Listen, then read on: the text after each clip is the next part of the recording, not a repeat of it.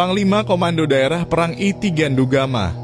Tentara Pembebasan Nasional Papua Barat Organisasi Papua Merdeka TPNP-BOPM, Egyanus Kogoya membantah pernah meminta uang tebusan sebesar Rp5 miliar untuk pembebasan pilot Susi Air, Philips Mark Martens.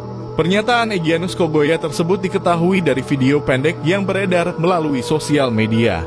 Di video berdurasi 2 menit lebih 2 detik itu, Egyanus mengaku aksi penangkapan pilot Philips bukan karena sejumlah uang, melainkan kemerdekaan.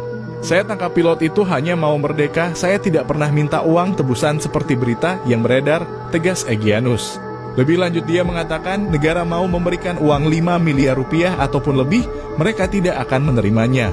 Masih menurut Egyanus Kogoya, dirinya bersama pasukan akan melepas pilot Susi Air, Philips Mark Martens apabila Papua lepas dari Indonesia atau merdeka. Kalau Papua tidak merdeka, kami tidak akan menyerahkan pilot, jadi soal permintaan Rp5 miliar dari Kodam I3 itu omong kosong, tegasnya. Sementara itu, juru bicara TPNP-BOPM Sebi Sambo menambahkan mereka juga sudah berusaha untuk meyakinkan bahwa Egyanus Kogoya dan pasukan siap membebaskan pilot Susi Air, Philips Mark Martens. Namun karena adanya informasi yang menurutnya keliru, maka Egyanus Kogoya kembali menegaskan kepada mereka bahwa tetap menyandera pilot Susi Air tersebut.